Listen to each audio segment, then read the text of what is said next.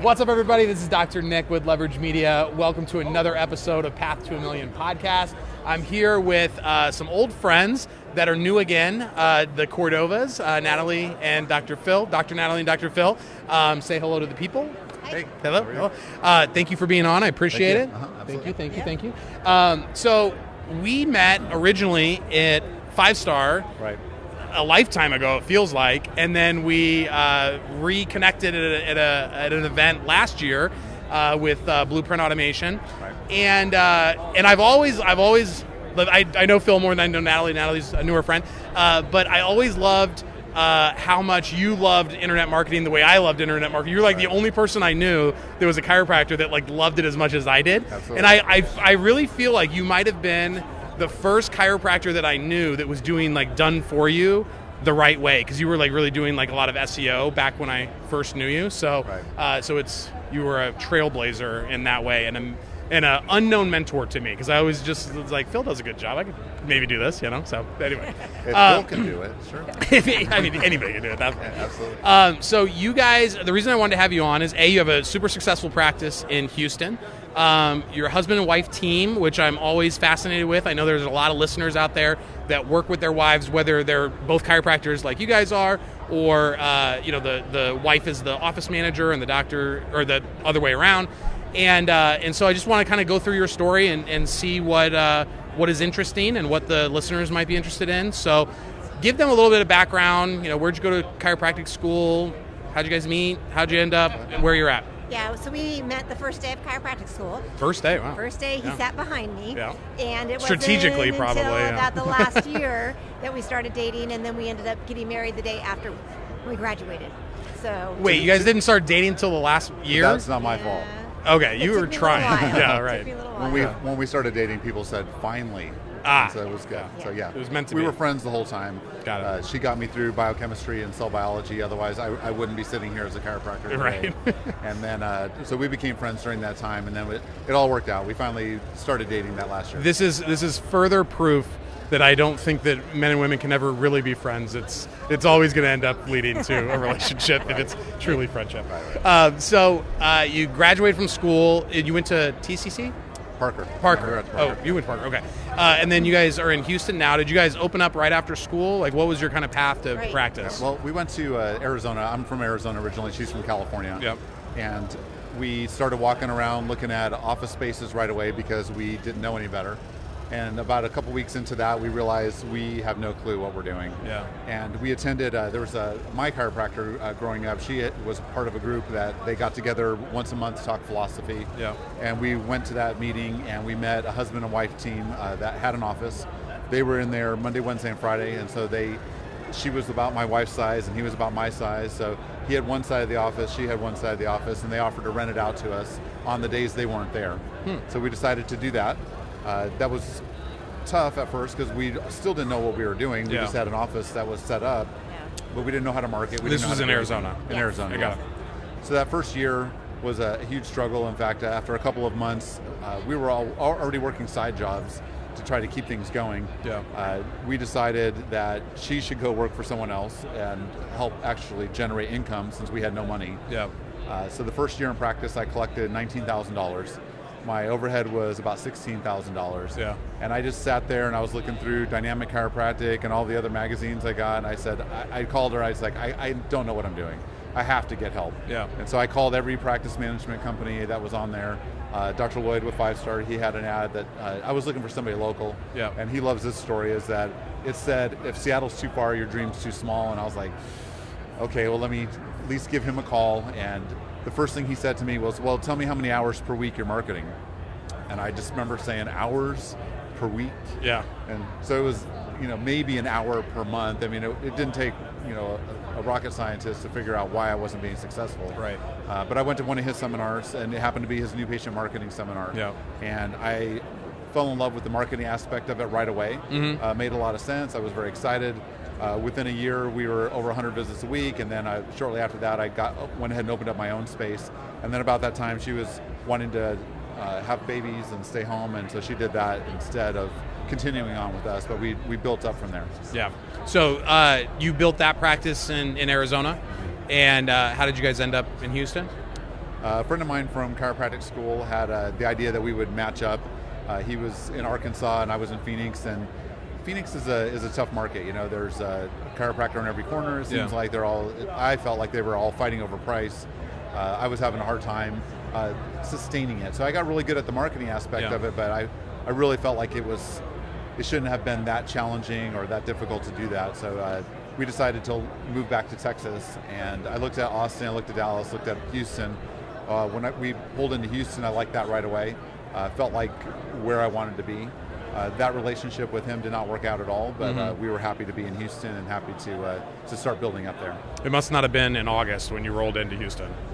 No, I don't think it was. It was beautiful. Yeah, that's what it's like. Man, this is a great place to live. Phoenix, it's hot doesn't It's bother me. I know, but it's like a different. Like You just stay inside It's anyway, funny though. that we have like kind of the same path. So like until I was 10, I lived in Phoenix, and then we moved to Round Rock, right outside of Austin. Oh, wow. And so like I like the Austin climate of all of the climates in Texas. It's still hot as all get out, but it's not. It just doesn't. It's not as like devilishly hot as San Antonio, and it's not as muggy as Houston, and it doesn't have tornadoes like Dallas. So I like Austin. It's got lakes and all that kind of stuff. So anyway, so when you guys started, did you guys open up together again, or were you separate?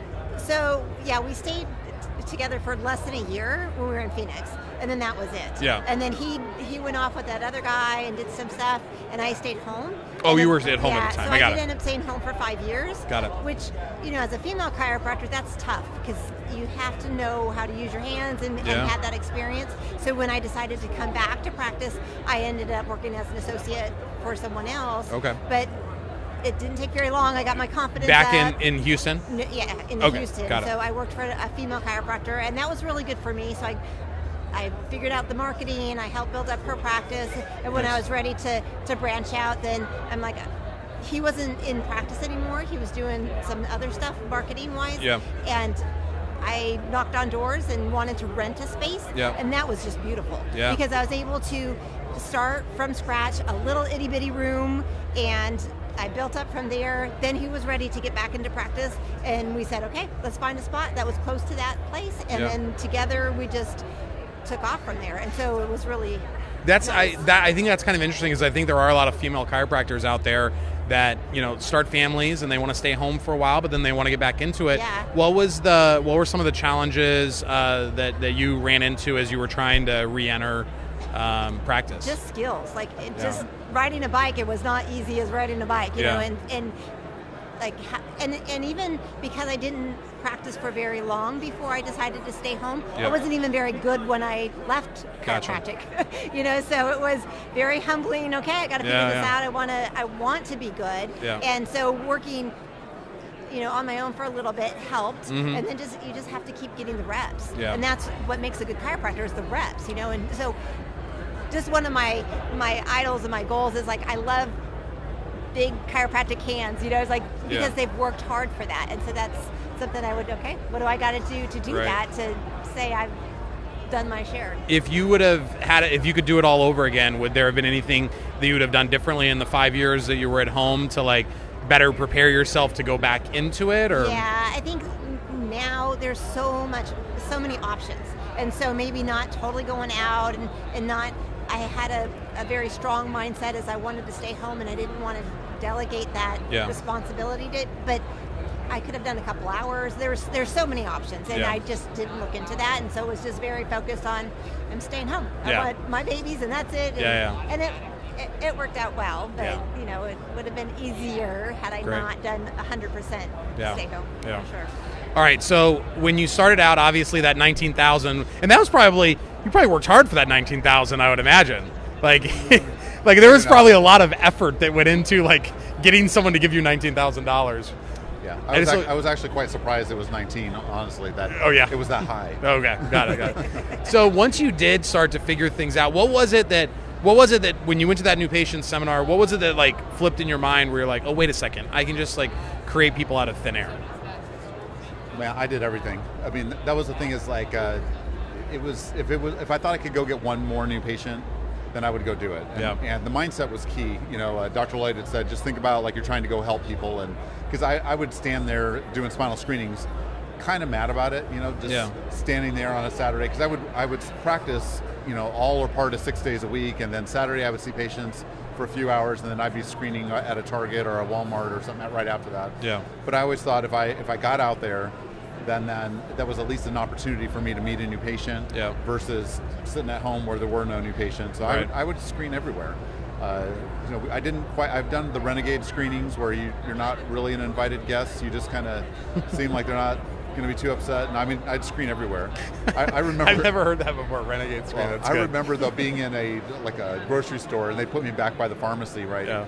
And the shock of somebody's walking around pushing their shopping cart, and all of a sudden there's me with a sand machine, and can I help you? And I would talk, and we got good at talking about chiropractic, and I do not enjoy spinal screenings. I mean, that was like one of the great joys of my life, to not have to go do spinal screenings anymore. Yeah.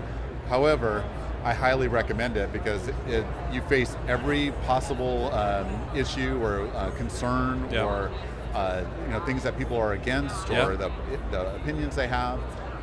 You learn what to say. You smooth out your message, or you say it and you go, well, that didn't sound right. That's not really how I would like to say that. And got smoother and smoother and smoother at that. And those are the same objections that you encounter in practice. Yeah. So I got really smooth at that. My best story, my favorite, was that I wanted to do telemarketing, not because telemarketing is so awesome, but this is what, hate to age myself, but maybe 98 or something, and telemarketing was everywhere, and the guy across the street from me owned the telemarketing company's zip codes for my area, so I could not do telemarketing. So I went ahead and put an ad out, and I hired my own telemarketers who would work from home, and it was the best. I mean, they would get me a couple of new patients a week. They would just come in here and do that, and that's when things started taking off, and I had my first month where I had 50 new patients in a month, and I was just like, this is awesome. Of course, I mean, telemarketing patients aren't necessarily the highest level of quality. Sure. But again, it was learning what to say, learning how to convert them, and I would look for people who had a burning desire to stay at home. And I had one lady that was super nice, she was great, but she was not being very successful. And I was looking at her numbers, and I said, all the other telemarketers, they're calling easily twice as many people as you, and you're not getting it done, and I'm sorry, but if things don't improve, in the next week or so, I'm gonna have to let you go. And within the next week, suddenly she starts cranking out new patients, and I look at her numbers, and they're so much better. And I said, what happened? What'd you do? She said, well, I finally went out and got myself one of those push-button phones. So she had been straight rotary dialing telemarketing people out of the phone book. And for months she had been doing that. Yeah. I had no clue that that's what she was doing, but she was one of my best people. I feel like half of the listeners of this show wouldn't be able to function a rotary phone if you asked them to. So yeah. Absolutely. But yeah, it takes a while, Yeah. Right. So that was kind of the trigger. You're just like, man, whatever it takes. Like you got over whatever mental block you had of getting out there. And I agree with you on the spinal screenings, because that's how I built my practice. Yeah. In that it's not so much about whether you get 10 new patients or not. It's there's no risk to testing out a message. Like when you're in practice and somebody's sitting in front of you, you're going to either get that person to convert or you're not. So you're basically risking that conversion.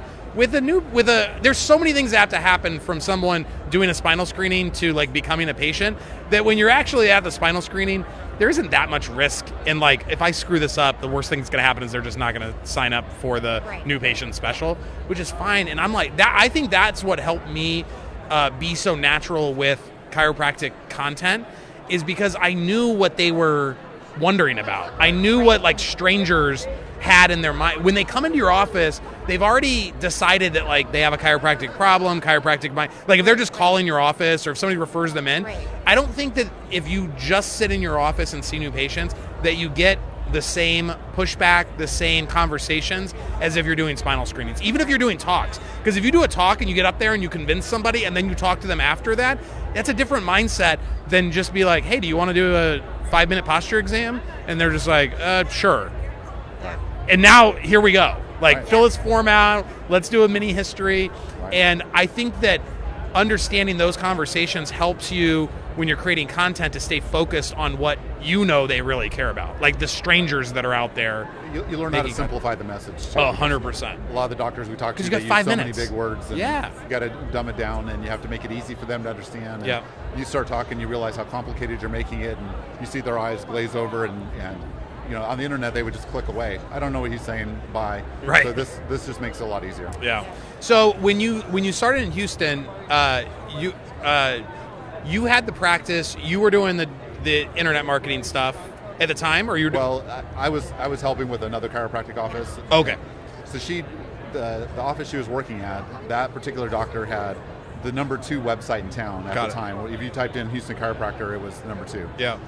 It was a good looking site, certainly for the time. But she said, this doctor's getting a couple new patients a week from the internet. Yeah. And everybody else I talked to said this was like late 90s. This would have been like 05. 05, okay. 2006, yeah. So, right. And it was still, people had websites up, but they weren't really generating much. Google Ads was still new. I was the first website in my town in 06, in a town of 100,000 people. Yeah. In 2007, 6, I was the only website. I'm just like, Yeah. I didn't think I was like breaking the mold, you know what I mean? But it was crazy. They were. Even like with online reviews, when I would tell a doctor, somebody said they saw my reviews and they called in and they're like, oh, nobody's deciding on their chiropractor by looking at reviews. Okay. Or everybody. They look at it for a 99-cent app. They're certainly going to look at it for their healthcare. Yeah. And they want research. They want information. So that was the genesis of that. Was a website works. And I looked at it and I said, well, I think I can do better. And she had also had created a posture exercise DVD that she just had a bug and decided she wanted to create this. And I thought it was really good. And I made a quick website just to see what would happen. I ran Google Ads and we made our first sale online of that, and I was immediately hooked on it. Yeah. We were selling maybe $1,000 a month worth of posture DVDs at one point. Nice. And it was just this thrill of doing that. Yeah. And then to think I was simultaneously knowing that there's local marketing and then also using SEO tactics to figure out just how to get the website to rank, period. Yeah. So I wasn't stuck on just trying to do Houston. In fact, that's one of the issues we have at our website now is that I've done enough content. I would say 2/3 of our website traffic is not local. Mm-hmm. They just continue to come to our blog posts and our videos and things too. So I just like the whole idea of internet marketing, the whole idea that people were deciding and I could give them a little bit more information and be in the conversation if they were looking for a chiropractor in the area, and I wouldn't have to do a spinal screening was all the better. So. Yeah, but I also like that about you though, that I think sometimes people get a little bit too, this works, so this is the only thing I'm going to do, versus let's do it all. Right. Especially if you don't have to physically go and do it. Right. Like you should be doing all of it. You should be, I'm sure telemarketing is probably like illegal now, but it probably would still work if it wasn't illegal. Like people would still pick up the phone, you could still ask them the questions, it's like, don't judge some like marketing technique that you think isn't worthy of your time or your energy or what. They all work. It's just a matter of like, if you only have this much bandwidth or this much income or this much budget for it, then it's like, you got to pick and choose on what's going to be the most effective.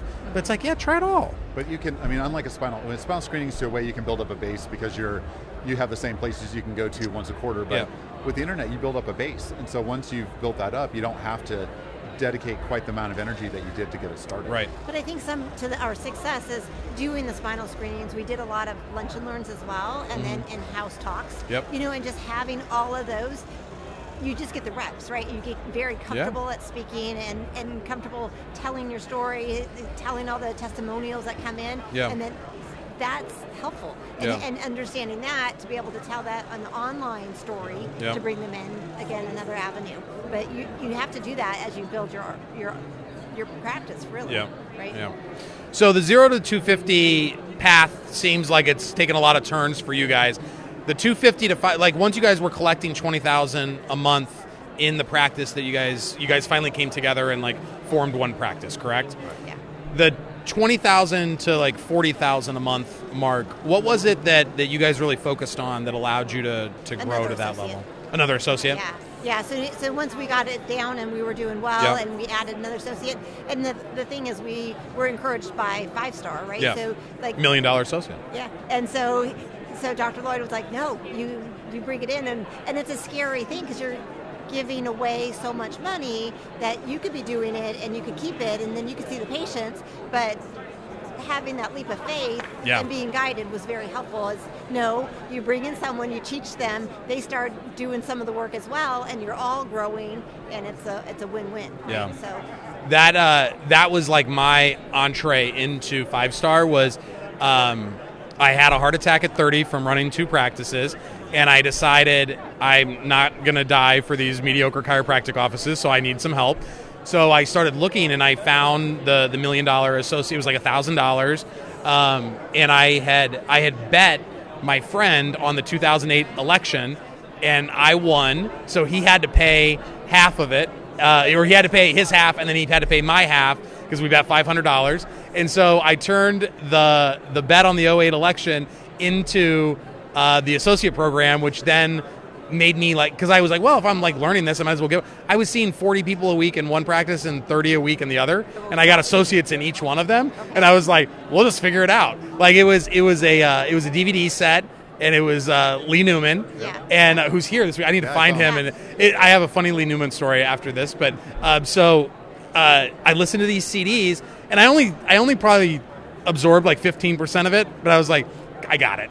I didn't focus it much on the training part or the really sifting through the applicants. I was just let's just hire somebody. Here's a contract you can use, and we just did it. And then it's but by what you said, you just jump in. You got to rip the Band-Aid off. You got to get started. You got to do it because when you have somebody else to provide for, I think it just changes the mindset of what when it's just you. It's easy to be lazy about stuff or not do everything or I don't want to do the screening this Saturday. So anyway. Yeah, well, we realized early on, you're setting the example.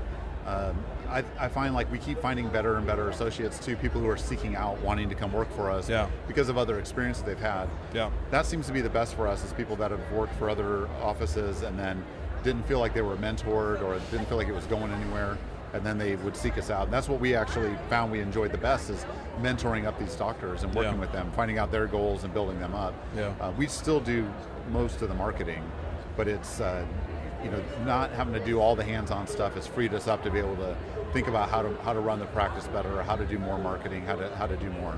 Well, that's one of the things when we get to the $1 million mark, I want to talk to you guys because it seems like you're kind of shifting your mindset into that CEO role, and so I think a lot of doctors that listen to this, are at that stage where it's they want to become more CEO. So I just want to get some feedback on that here in a minute. But what were you saying? Well, you're 250 to 500 though. I mean, the internet was really taking off for us at that point. Yeah. And the limiting factor then was how many new patients can we see? Yeah. And so bringing on the associate allowed us to see more new patients. Yep. And even if he wasn't very experienced at the time, but he got better and better and better with it, and we just kept pouring more energy into that. And the internet became our primary source of new patients, in addition to referrals. But we started dropping off all the other things that we did from 0 to 250. We didn't have to do those as much. Yeah. We definitely had more of a base going on there, and we started adding more associate doctors from there. But it was, taking that next jump was being able to expand our capacity. So our marketing, I don't know that it really changed as much as we were able to enjoy more of its benefits more than anything else. Gotcha. Yeah, and so having the marriage be a big part of it. It's I was able to do certain things that he couldn't do, and he would do stuff that I couldn't do, and bringing on another associate is definitely almost a parenting type of role, right? So you're trying to teach them how to do what we're doing and then guide them and keep them so that they're showing up on time, that they're following the house rules, and that's been fun, right? So you have to learn how to be a good boss, right? And so that's definitely a process as well. And you kept the switch in the corner, and if you don't get that conversion rate up, you're getting the switch. But early on, you get a really good employee who just happens to follow all the rules, just happens to catch on, and you just drop them in and they're great. But as you start getting employees that are going to test you, they want more vacation time than the other people, or they're showing up late, or they're not doing things a certain way. And I think with a lot of companies, you hear about it with startups, suddenly you have to come up with your standard operating procedure.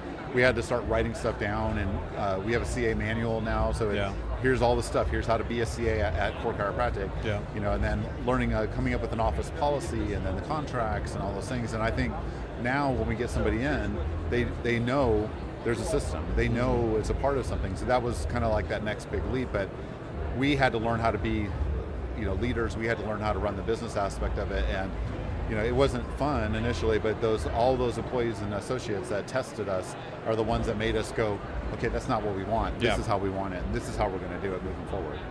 I always say with leverage, like I've been creating this system that the average chiropractor can be successful with, not the Cordovas of the world. Not like if everything is built for like the perfect associate or the top 10% chiropractor, you're just gonna always be frustrated because only the ones that are like made for the job or made for the system are going to be able to flourish. Right. And you have to have things that just like the less motivated, the less standardized, the less good employees are going to be. That's where we're at now. We're finding we have to make it simpler and easier to get somebody up to speed as quickly as possible. Yeah. What are the main points? How do we train on that better? How do we make that simpler? Yeah. When you said core chiropractic, I remember that your practice was the first like card, because you have like the Apple core as your logo, and I remember that as the first office where I was just like, because it's got like different levels to it. It's like core, blah blah blah, and I was just like, that's smart. Like because everybody else's was just like, mine at the time was Silveri Chiropractic, everybody else's was Smith Chiropractic and Jones Chiropractic, and I always thought 𝗳𝗶𝗿𝘀𝗁 at first. What's that? I was Cordova Chiropractic. Of course, like everybody is. Yeah. But I remember specifically because I got one of your cards and I'm just like, oh, that's smart. I should be smarter like that. Well, that was because the first associate I got, I realized that he could never make it seem like he was the main doctor. Yeah. It would always be very obvious that he was not the main doctor. Yeah. And I felt like that was a hurdle I was placing in front of the associate that didn't need to be there. Now I wonder if that may have had some. So my name is now Springfield Wellness Center, and the part of the logo is like the outline of an apple. And I wonder if just like subconsciously, like if you guys influenced that. We'll say you did. We'll say you did. It, That's right. right. Yeah. Should have had a licensing TM, yeah. All right, so you got the associates in. Now that you've had, how many associates have you hired at this point? We have 4. No, like when we first like started total, going, from at that point we're just one or one. Yeah. Well, that's what. Right. What's been the 500 to 750? $1 million. That was one. 500 to $1 million. So actually You're before saying, like, how many do we currently have? Or no. Like how many have you had from like the first one to the 14th one or like whatever? 4 or 5. Okay, Yeah. so not like dozens. No, but we had a few. I gotcha. Yeah, because it would false start kind of. Yeah. So what's been now that you've kind of been through the process? What helps you guys find the right associate? What's some tips for people that might be thinking about hiring an associate? We have ads out there, and then we interview. We have them adjust us. But we want to make sure we like them, so that they have a good work ethic. They want to work for us and not just any kind of job. Yeah. And that their goals line up with ours. So doctors that want to do a lot of hands-on work or nutrition, we're not the best office. Sure. So we encourage them to go someplace else. And then if they're not good adjusters and they need a lot of work, then we'll encourage them, go work at the joint, go get those reps and come on back. Yeah. So, getting clear on what we're looking for, I think was the biggest thing. Because sometimes when you're entrepreneurial, somebody says, well, I really want to do acupuncture, and you kind of like this person, and you're like, well, maybe we can make that work. I'd like to get acupuncture on the other. Yeah. You kind of think about that. Even the nutrition thing, I'm like, I'm not saying no, but and then you kind of bring them in, and you realize it's just not the right fit. So we had to get clear on our message and clear on what we were doing, and it got to be like she's saying. It said, here's what we do. Yeah. Would you like to be a part of that? And for some people, like, no, I really only want to see kids, and we're like, well, that's not really our area. That's not what we do. And we're for all of those areas. I mean, we think that works great, but our area of Houston, the types of patients that are attracted to our office, the type of patients we see, the things that we do, it's very specific.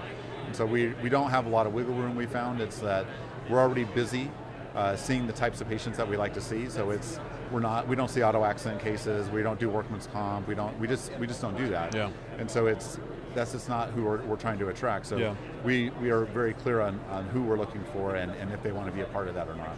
And that was that 250 to 500.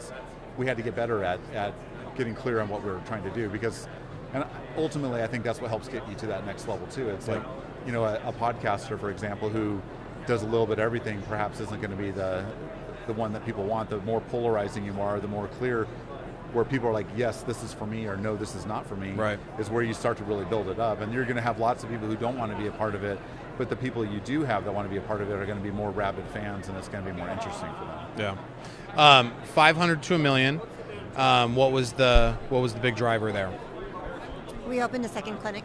Okay. So our main doctor, a couple things that he was doing really well is that he was almost at 200. So it's 198 a week, patient visit average.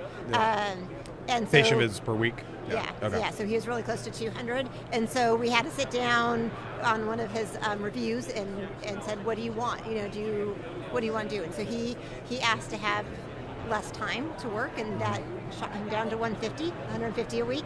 But that kept us steady. Everyone was happy, had a little less time. Yeah. And then he approached us 2015, and he wanted to open a second clinic. And he's like, I don't want to leave you guys, but I do want to move farther away, and I don't want to have to end up commuting, but I would like to stay with you guys. It's been a really good relationship. So then we opened an office 10 miles closer to where he wants to move. Yeah. And then that and way 10 miles from where you guys could be an hour. Yeah.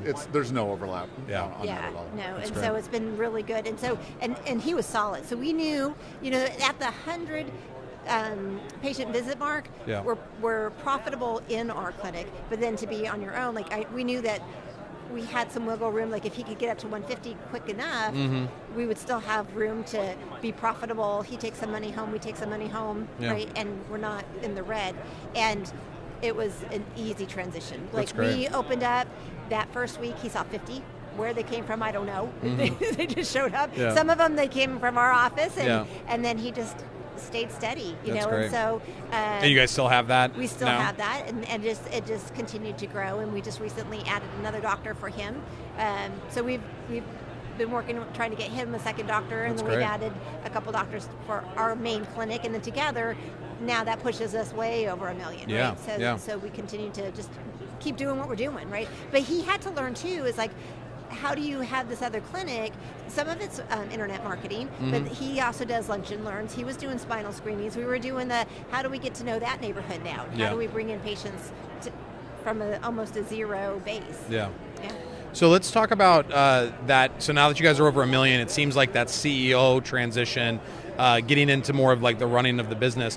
What's been some of the challenges as you've tried to do that, as you've tried to see less of the patients and be more of like the business owners? Kind of where's your mindset on that right now?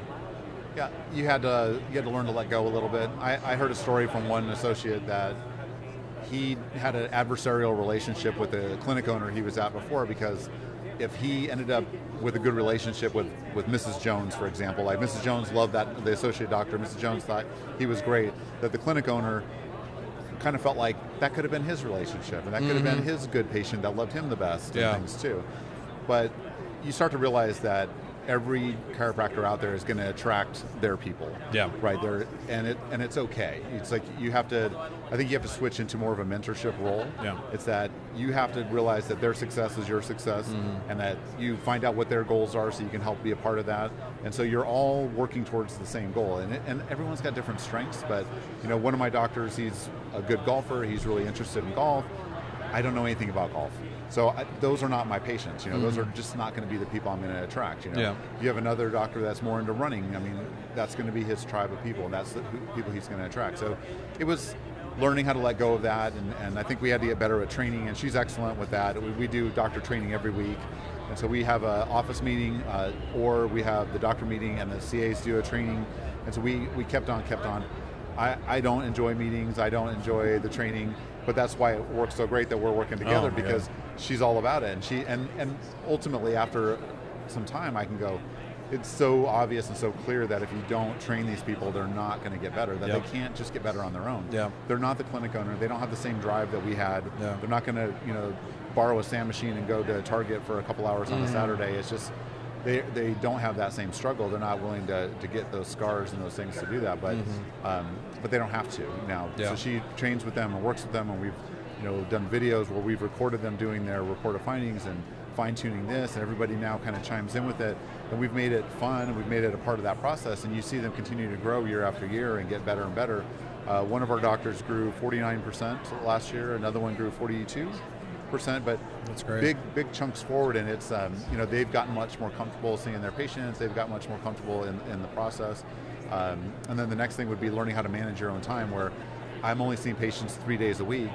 I started trying to do stuff on the weekends. I'm doing the website stuff, and I'm doing internet stuff, and realizing I can't do it all. And so I got some help with that, and then I also have some downtime, and she's had to take some time where she's not seeing patients in the afternoon so that she can really focus in on that stuff too. Because if you try to do all of it, it doesn't work. You can't, I could not see 200 patients a week myself and try to train and try to do the marketing and try to do. That's why I had to stop seeing patients. I couldn't take the business hat off and put the doctor hat on and back and forth. Right. I was so bad at it, and I mean it was just. I mean I'm seeing 50 people a week and I couldn't do it. Yeah. So I never understand how people are these massive practices and they're also great business owners. I mean they just have a different skill set than I do. Yeah. But I'm really good at like focusing on one thing, and that's why I had to make a decision. Like, are you going to see patients or are you going to focus on the business building? And I was just more passionate about that part, and it gives you a location freedom. You can do, like I can do my part from anywhere. So I live 3 hours away from my practice now because the part that I do doesn't matter if I'm sitting there in the practice or not, you know? And I think like I'm like you where I'm just like, I hate having to like sit down and take time to train. It's like if I had, man, that would be a game changer if I had somebody who just like was naturally good at that. You have to do it. I know. Yeah. And it's such, I mean, the biggest practices that I talk to, training is like when you get to a certain point, when it gets beyond like what you're able to control, like what you're saying, letting go, you can let go, but if you let go with a bunch of untrained people, you're just going to be frustrated the whole time. So if you're going to let go, you might want to also train at the same time. Right. Well, as you start attracting better employees, you know, they want to do a good job. Yeah. And they will also get frustrated if you're not organized. If you say, I'll get that to you by Monday, and it's Tuesday and you haven't done it, you know, they start to lose faith in you. Yeah. And then to assume that they know anything of how you want it is not fair to them either. Right. Yeah. And so some of the best people, I have a friend that the best employee he's had is somebody who got trained by another chiropractor. But at the same time, we train down to how we want them, how we want new patients greeted at the front door. To here's how we say this. We do spinal decompression in our office now. Yeah. Here's what we want you to say when you put them on the table. Here's what we want you to say when you take them off. Here's what we're going for. I started recording the phone calls. So then we could train on that. So here's how you greeted this patient. What do you think you could have done better there? And you know, it wasn't like a yell at them session. It was look, you guys have got 80% of it, but we want to get next level. We want to do this higher level of service, and they have some more pride in it. Yeah. One of the things that bothered us is we had CAs that, you know, a lot of people don't grow up wanting to be a chiropractic assistant because they just have never even heard about that job. Yeah. So early on, we found that we were getting great employees who only considered it as a stepping stone until they got a real job. And so we've really tried to make that a different perspective where, you know, we're offering health insurance and paid vacation, and we're going to be adding, you know, 401k and all, because we want them to have pride in their job. And they have pride when they know they're doing a good job and the people around them do a good job, and there's a standard to be held to, and they're trained, and we do reviews and things too where it's a real company now. You know, they do 6-month reviews and 1-year reviews, and here's your stats, and here's the things you're responsible for. And I mean, trainings where they feel like they can be successful in their job is how we can then step away and come to a seminar like this because we know they've got it. You know. Yeah. The what you said, just like being like doing what you say you're going to do for staff, I think is just so important. I'm always like trying to get better about that because I get so busy and I like mean to get it done and I don't always get it done, and it's like they get frustrated, and I just like the last thing I want is any of my staff to ever be frustrated, you know. And so like that's just a great way. And again, I just think it's hard to do all those things you just said when you're also seeing patients 5 days a week, or you're seeing 500 people a week. I mean, I'm just like, I don't know when you would even have the time. Or you have to get an associate or two to take some of that burden off. Yeah. It means that you have to work with them, and then you can start getting to those next levels. You know? Oh, I know what I was going to say. It seems like you guys have really started to like focus on building the culture of excellence in the practice. And I do think that that's so important because it's easy for 2 bad employees or 3 bad employees to like get together and, you know, really poison things. But it's hard for like if the culture is excellence and the culture is training and there's accountability and everybody knows it and everybody's on the same page, and it's kind of out in the open, and you're like, what do you think you could do better on that one, right?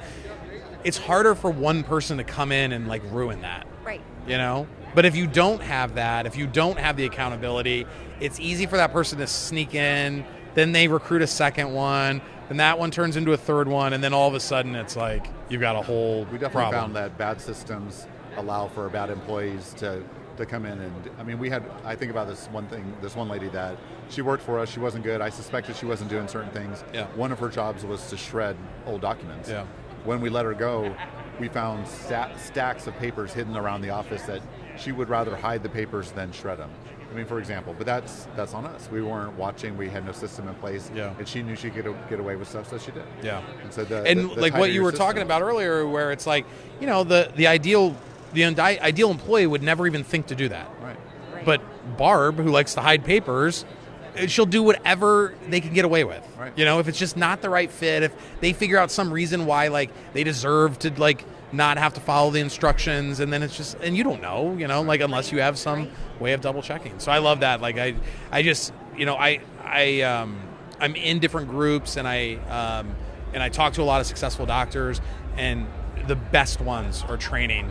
You have to, all the time. All the time. You know, and have a rhythm to it, and it's not just like this one-off or like quarterly thing, but it's like training on a weekly basis. And one of the growth steps that we had is where we had 2 CAs, then we had 3 CAs, and we made a lead CA. So now we have 3, and one of them became the lead. And then she had to grow, and she had to step up. Yeah. And she reported back to us, it's like that was such a good thing for her emotionally, mentally, like for her whole life, you know, just a good thing to do. Because people want to be responsible, they want to take leadership, and it was really helpful for her. And then I could have a conversation with her, and she's still leading the other CAs, you know, and then as turnover happens and she's training new CAs, there's still communication there. And so she's now gone, and she's had a baby. Our newest lead CA is taking that role and staying in communication with me, so that hopefully we don't find the person hiding and shredding, and she's keeping those eyes, because you can't. Yeah. You know, I'm seeing the patients, and I'm, you know, also training the doctors.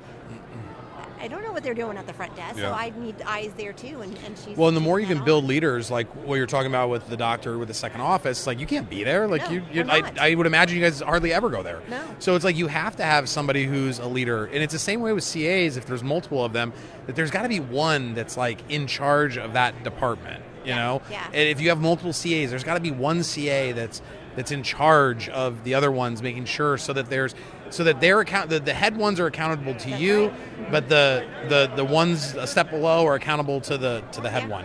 And it just, you know, adding that it's real business, you know, like it's. And by that same token, you have to respect the chain of command too. So that's what you learn too. Is we praise publicly, right, and criticize privately, and in the right thing. I will never walk up and blast everybody at the front desk. If I have an issue, it's like, let's go have a talk. Let's figure this out. And the first step, of course, is to talk to the lead CA so that she can then lead her team, and not overstep her every time you have an issue. That way, she does feel empowered. To if you're riding to the rescue every time there's a problem, it's like they're just going to be like, "What am I doing here?" You know? Right. So that's good. Just because I know people are always kind of interested in terms of like working together, you know, as husband and wife. It seems like you guys really enjoy it, and like, what are some of the things that people out there that, you know, maybe met in chiropractic school and are now thinking about doing it themselves, or doing it now and maybe are struggling a little bit? What are some things that have helped you guys be successful, and things that you've kind of like, like as a husband and wife team, like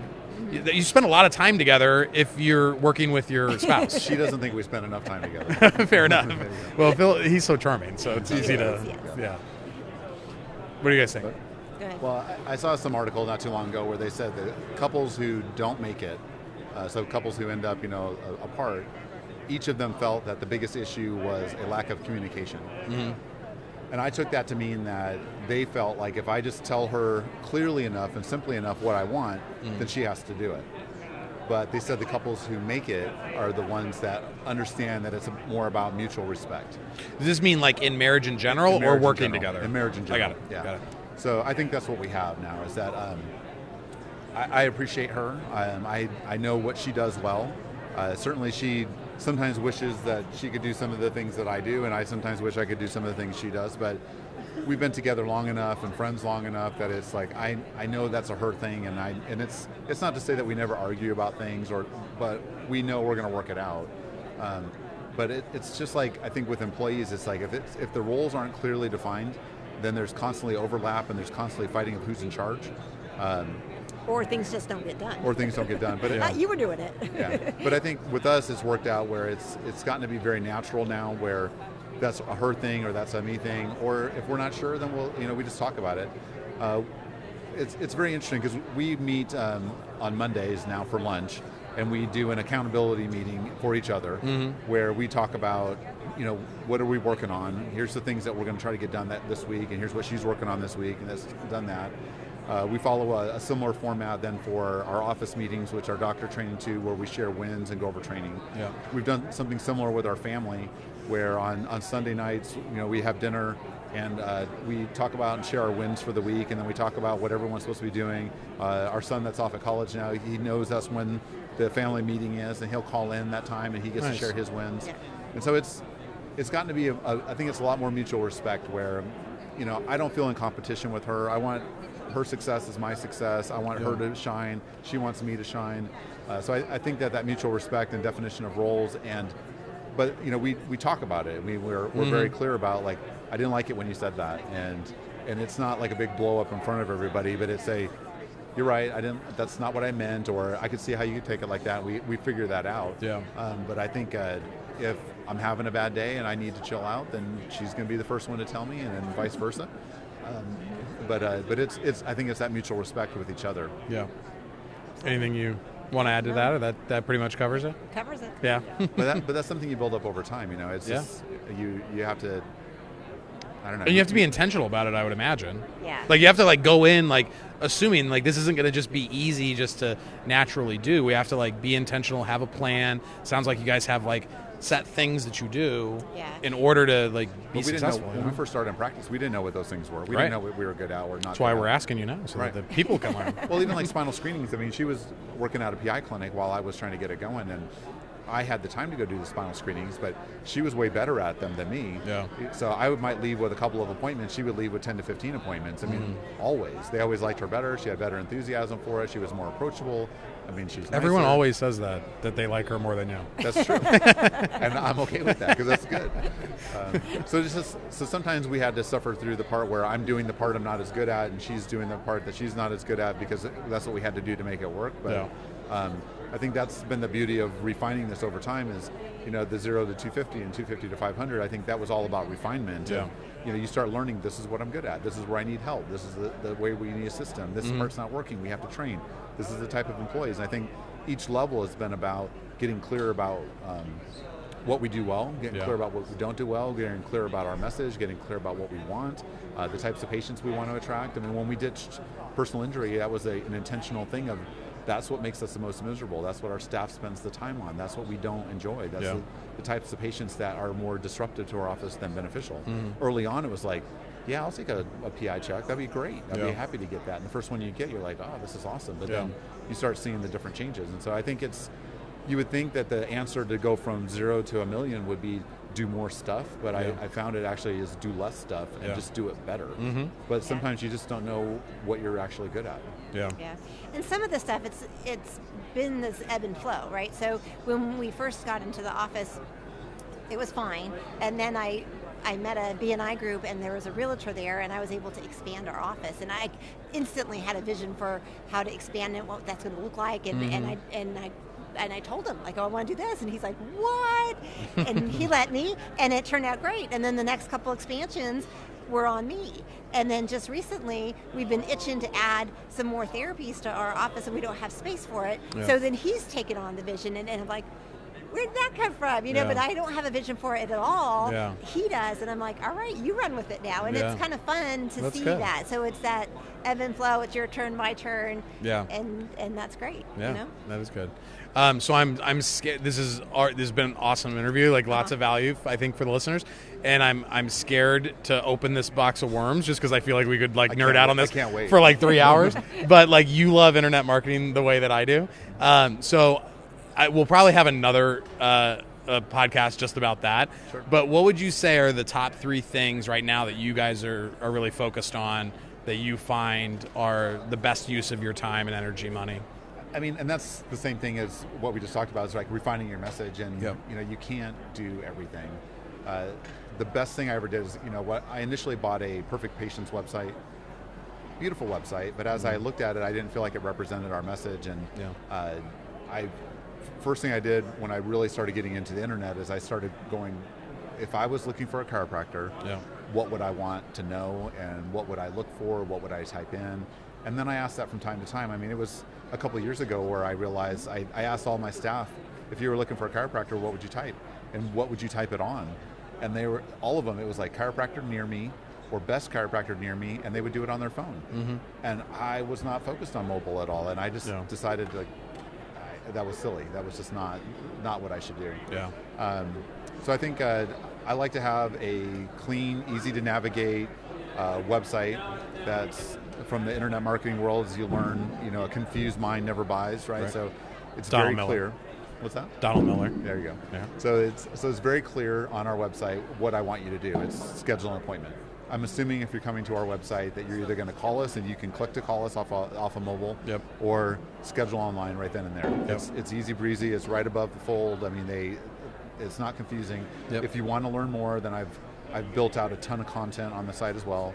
So we show up for a lot of search terms for that. So I'm always looking to add that. I pay attention to our analytics to see what types of things people are clicking on the most, so I can build more of that content. So it's, you want your dominant mothership website. So that's what I focus on, and continuing to make that thicker. So I want to show up for more and more search terms. So that's what I like.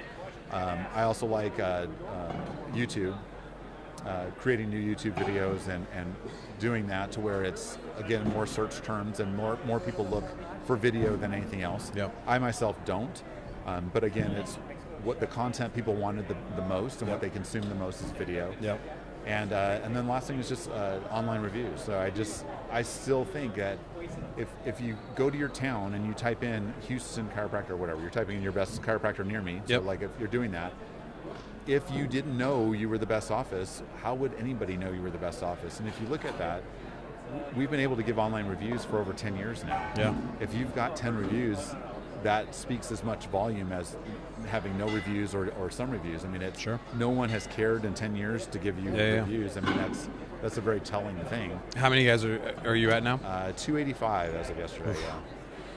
Yeah, so I was nervous that you were going to be ahead of me, but I still got you by 50. We'll see. I got to start cracking the whip a little bit higher. I'm like, and then our second office, they're at 120 maybe right now. That doesn't count. So in total, but it's. I'm going to use that as my I'll be like, guys, they've got more than us total, so let's go. Yeah. So, but I just think, again, it's how do you communicate your message to people?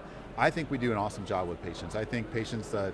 I don't know the other chiropractors in my town, but I know that if a patient comes to our office for chiropractic, I know they're going to get a good service. And I'm proud of our service. I'm proud of our associates and what they offer. I'm proud of what we offer. And I think it's, I don't have any qualms about somebody coming to us. And so I at least want to be in that conversation. So if they start to look for a chiropractor in town, they should find our website because of SEO. You should read our reviews. We're going to show up on the map. And if they start Googling us, then they're going to find our YouTube content, our blog posts, all that stuff too. And so they usually come in very well informed, and they know what we do and why we do it, and I think that helps out a lot, because I don't think our internet patients, I don't run any specials anymore. There's no more $20 come in for an exam and x-rays, and I think that is a stage that people are at, but we're just not at that stage anymore. So our patients come in because they want to come in and see us, because they've done research, they've looked around, and they've decided we were the best choice. And everything I do on the internet is based on that. And if it's not that, then I don't really want to be a part of it anymore. When I do when I do the strategy sessions with potential clients, I go through their internet presence, so their Google, Facebook, Instagram, YouTube, their website, and I try to explain to them, and I use my stuff as an example, but I love hearing that you have the same experience that I do, which is when there is content out there, people will find it. They will look for it, and if they find nothing, like you said, it speaks about as loudly as if they find something that's like not that great. Like just having nothing means it's like, do you really care to like educate me on like what's happening before? And when you do have content out there, the people from the internet at a lot of offices that don't have a lot of content, there's just not a lot for them to go off of. So they do come in with the guard up, I think, a little bit more than like internet patients even like Google patients get a bad rap because they maybe don't come in as educated as I think ours do, which is, I mean, we've got almost 500 videos on YouTube that they can look at, and our website is built out and it's story branded and da-da-da-da, so that it's clear and simple, it's easy for them to navigate, and there's lots of stuff on there that they can learn, whatever it is they need to learn about us. Right. And then they come in and they already kind of, know, like, and trust you, which always helps. Well, I think it's 𝗫𝗍𝗍 was talking about where, some chiropractors or anybody will get discouraged if they're creating content and nobody likes it or nobody views it, and they make this video and it was a big hurdle for them to overcome to make this video, and they got 3 views. Yeah. But when someone's looking for you and trying to do research, they'll watch all your stuff. Yeah. And so they're gonna binge it and they're gonna look through it, and that's what you want it for. Yeah. So it's okay to create content over time, knowing that the right person will watch it when they need to watch it. Exactly. I do not. I actually did a video for like my Dr. Nick page recently on why I don't worry about the lack of engagement on the videos that I create for chiropractors, and it's like we push them out, like we put money behind them, we make sure that they get seen, but it's like I can't really control if every view is from a chiropractor who's like looking for a digital marketing agency. But my consistency is that I want to just stay in front of you. I want you to like know my face. I want you to maybe at some point I'll make some random video that you're just like, I've been wondering about that, right? I've been wondering about the best way to hire an associate. I've been wondering about how to get out of practice, right? So I did a video on that of like how I'm able to practice, or how I'm able to live 3 hours away from my practice and be in my practice 3 days a month. And I got a lot of good feedback on that because I just kind of like hit a nerve. But if you're not always, kind of like with the spinal screening thing, if you're not testing messages and seeing what resonates with people, you're just not going to ever figure it out. So it's like, don't worry about if 90 people liked it or shared it or commented on it. It's like, even though like I get people all the time, I get hardly any likes or shares or comments on any individual video. I'll like your stuff. I appreciate it. Like just so bad.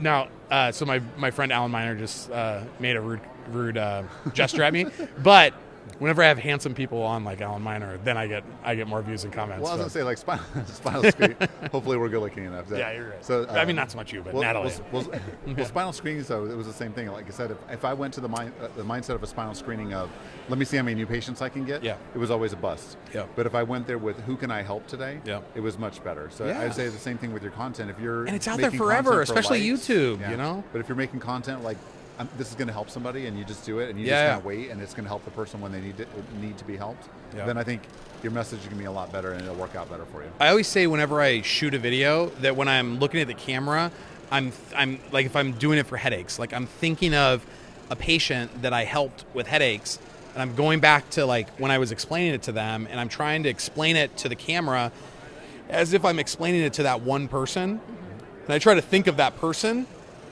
And so like with the chiropractic content, I always try to think of like a person who's asked me a question that's like struggling in practice, or they're looking to leave an associateship, or they're getting out of school soon. And I try to think of that person, like their name, their face, and put it on the camera and speak straight to it, because when I do that, I have the intention of helping one person.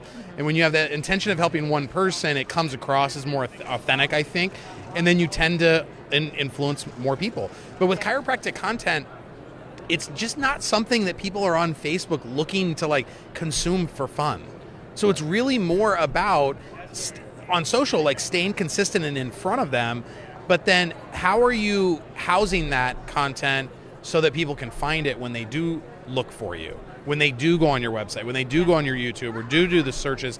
How is it that you're showing up for them? Does it look professional? Is it garbage content? Like, it's like all of that stuff has to go into it. But it all matters. Yeah, I love that you guys see it, and I knew you would, so that's why I like to ask these questions. But so anything else that you think that we didn't cover that that we could give value to the listeners? I feel like we covered a lot of stuff. We continue to get better as chiropractors, Yep.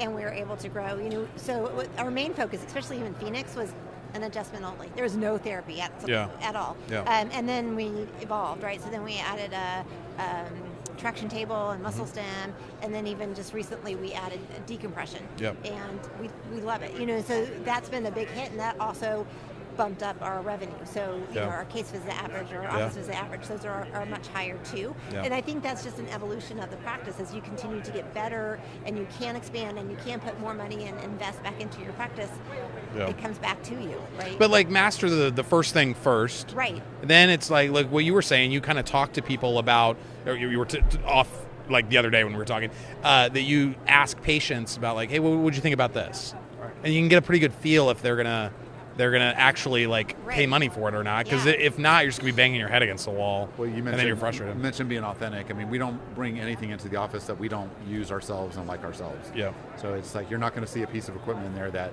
we don't also use. Yeah. And we're just trying to stay consistent with the types of patients we see, and it's more about we know what our population is. We know what their problems are. We know what issues they have. Yeah. And decompression was a natural fit just because we dealt with so many disc issues over a period of time. We got tired of referring them out. So it made sense to do that. That's great. Yeah. Well, guys, I appreciate all the value you guys brought today. I think there's a lot of people out there that will be able to get little different pieces from it. We covered a lot of different topics. So, and I'm glad that we've gotten to reconnect, and I'm glad to meet you now, and now we're friends. So, appreciate it. Yes, absolutely. And we'll see you guys on the next one.